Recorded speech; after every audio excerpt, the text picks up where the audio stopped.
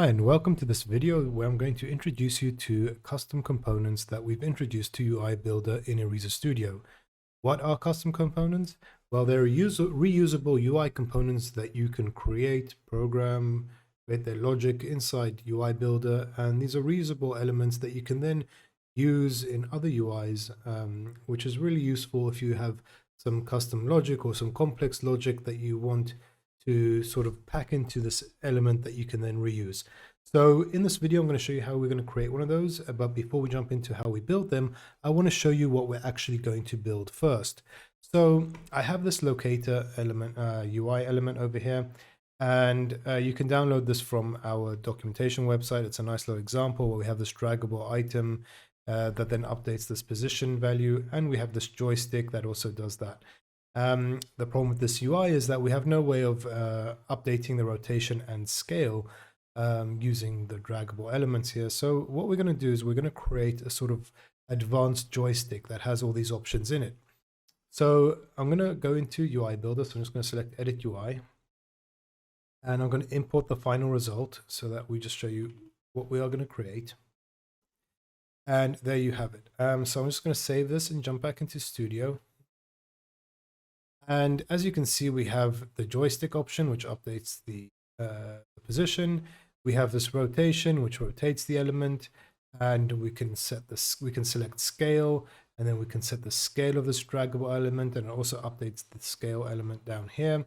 And the also nice thing is that if we set the sensitivity of the joystick, we can then define how fast it, how sensitive it is, basically. Okay, so this is what we're going to create.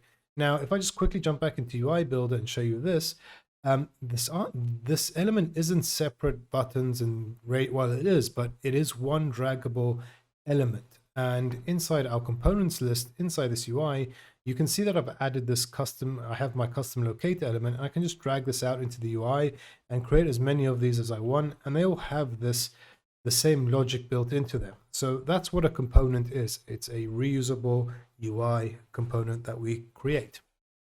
Okay, so I'm just going to load in my old UI here. So we have something to work with in this tutorial. Okay, so I'm going to go into, so let's jump into how we build these. I'm going to go into UI Manager, and you'll notice that in the newer versions, we have this component tab, and that's what I'm going to focus on. And I'm going to hit the plus button to create a new component, and I'm going to call this locator 2. Okay. And I'm going to double click this to open it up. I save my changes, and we now get a blank canvas that we can work with. And it is exactly the same as a template UI canvas or a studio UI canvas. It has the script editor at the bottom to add the logic that we need to. You can add any of the components that are built into Erizos Studio. So to build out this component, I'm going to start off by building the UI. So to do that, we have a button that's going to set the sensitivity. We have a radio element to set the mode of the editor. So I'm just going to change this. We have two options. We have either scale or rotation. And I'm going to set this default value to I've got a spelling mistake there. Sorry, rotation. Okay. And let's set the default value to rotation, and we can make this guy a little bit smaller. And this button, we're gonna be our sensitivity button. In my code, I've called it something else. I'm going to call it button scale. The scale basically of our joystick value, or the joystick value. Okay, then I'm going to add our joystick. Where is that guy? There we go. This is a new element that we've added, and just hit shift increase to bring this guy up nice and big. Something to notice about the component builder is that the size of your canvas here, that will be the size of the element inside, the default size of your element inside Erizos Studio. So you set that to something that you want. And I'm going to add my dial here as well. And just bring it up a bit. I'm going to bring down the whole, let's set this to about 90. So that's how we want it to look. Okay, great. I think we've created our basic UI. I can multi-select these elements and bring them in a little bit tighter. I think that looks good. Okay, let's go ahead and save that. And before we get into scripting this guy out, I'm going to just go back here and edit my UI again. This is going to open up a new tab for me. And I want to get rid of this joystick. And I want to now introduce our new component. So I'm going to click the plus button here, and you see we have locator 2 now available. I'll select that, hit update, and it's added to my list of available components for this UI. I can then go ahead and drag, push, there, and there we have our new component. Now it doesn't do anything because we haven't scripted anything. We can obviously go into preview mode. Joystick isn't defined because I deleted it. I'll have to update the code. It is usable, but it doesn't do anything. So let's just go ahead and save this, jump back into locator, and start adding the logic to our component. So for our logic, some basic stuff. Let's start off by programming this scale button. Basically, when the user toggles this, I'm going to change the sensitivity of our joystick. So I'm going to hit button scale 1 dot on click, little function here, and I'm going to have a simple switch case. I'm going to check the button scale dot text. Yes, the text, that's basically the label here. I'm going to use that basically to know which version I'm in. So the first case is going to be x1, break there. And at this case, if it's x1 and the user clicks on it, I want to change the button scale.text to say x2, and I'm going to set the joystick. Let me just set the name for my joystick here. I need to go into the hierarchy element and just search for the name value, joystick 1. I'm actually going to change this to joystick location.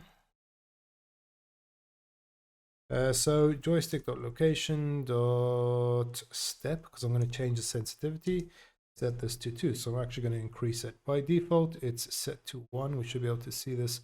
If we can't find any of the properties, we can just do a quick search. So step is by default set to 1. And let's just copy this. And we're going to have 3 of these cases. So 2 and 4. And we can do as many of these want, but enough. So if it's times 2, we'll increase it to times 4 and set the step to 4. And if it's already set to 4, we'll change this back to 1 and set that to 1.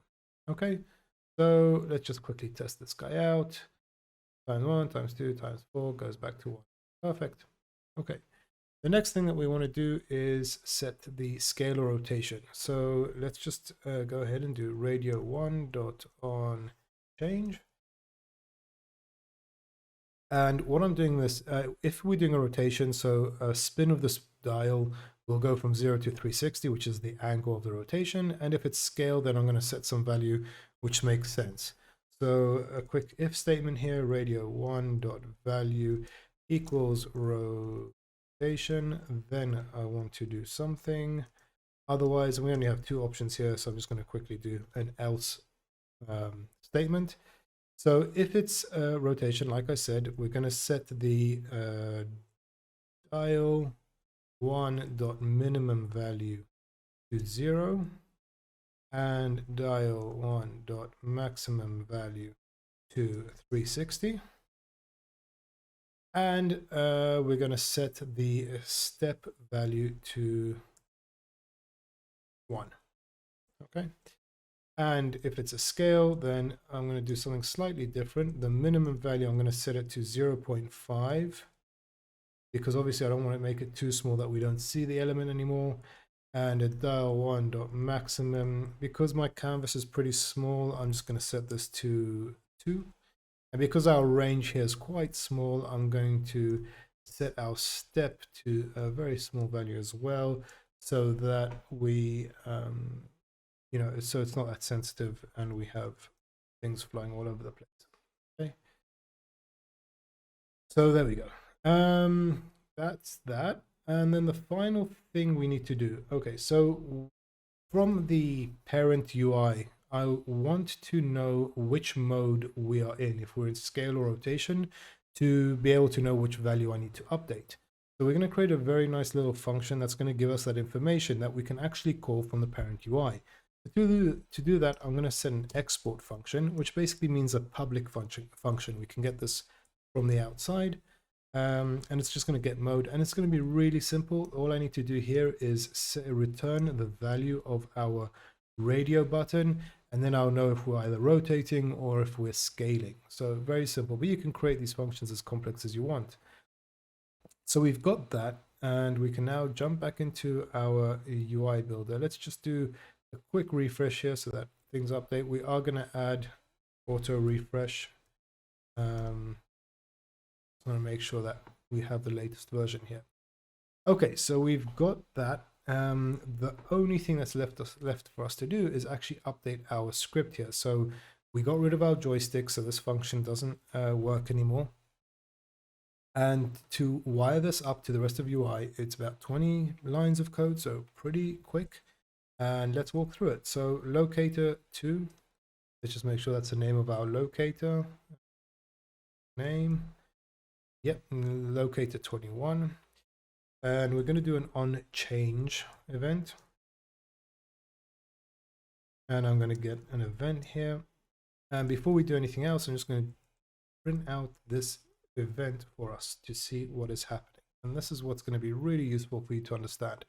So I'm just going to save this, put this into preview mode, and I'm going to start moving the value here. So I move the joystick, and if we look into these the events that we get, we see that we get a value of our joystick. We get the delta that it's moved, which is really helpful, and we get the sender. The sender is the most important object here, and that gives us all the information about which element sent the values. And we can actually see here that it was the joystick location that sent these values to us. So we can use that to understand what we need to do. So I'm just going to clear this out, and I'm going to hit the change the dial. And you can then see in our sender object, there was the dial that was changed. Then we're going to use this to do our logic. So let's clear this out. And let's start doing a bit of programming. So the first thing I want to do is, if I'm getting the delta values, and I'm going to put a question mark here because we might not get a delta value. Then we want to update the position. So this update position function, this was part of this UI. Again, you can download this from our documentation site. It's a very nice template to use.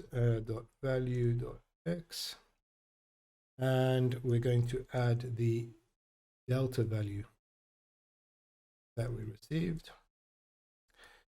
So a very simple if statement there, and we're going to do the same for if we get delta y.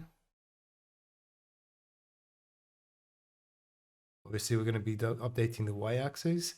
And instead of a plus, we're going to do a minus because they're inverted. Okay, so let's actually, we're already in preview mode, so we don't even need to do that. We can just start moving this, and you can see it's starting to update our values already. And if we hit this, it should become a little bit more sensitive. And you can see, there we go, we're getting, and this should be really moving really fast. Yeah. Okay.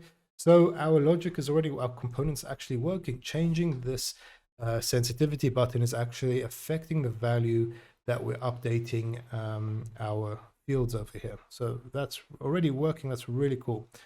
All that's left to do now is implement the scale and rotation. So let's do another if statement here.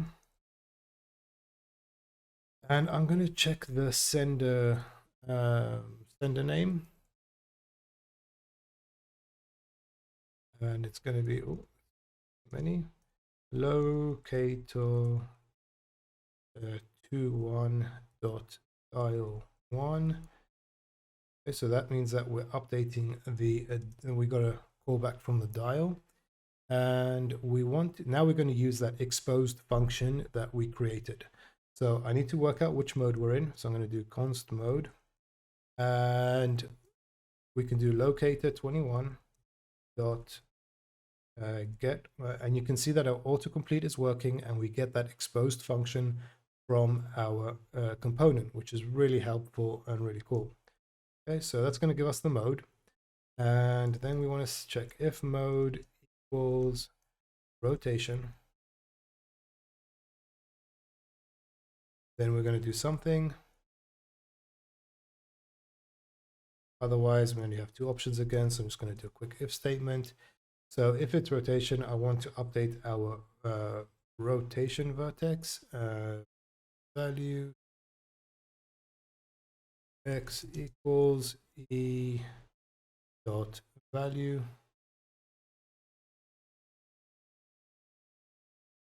In this example, I'm not doing a 3D thing, so I'm just using the x rotation.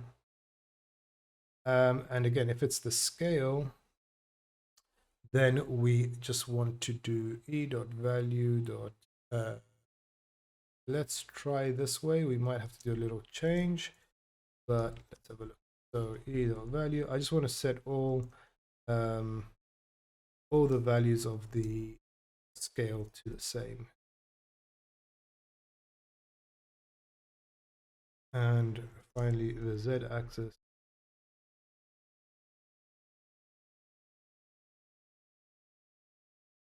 Oh, I've got the wrong value here, so it's VTX scale. A bit of copying and pasting sometimes goes a little wrong. So we've got the rotation working, and now we've got the scale moving, and we can use our joystick, and we can scale this as well. Bring the scale up a bit more.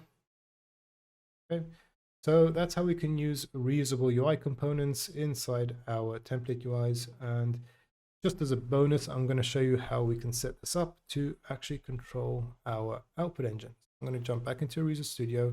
I can close out UI Builder now that we're done with this. And I'm going to launch the editors.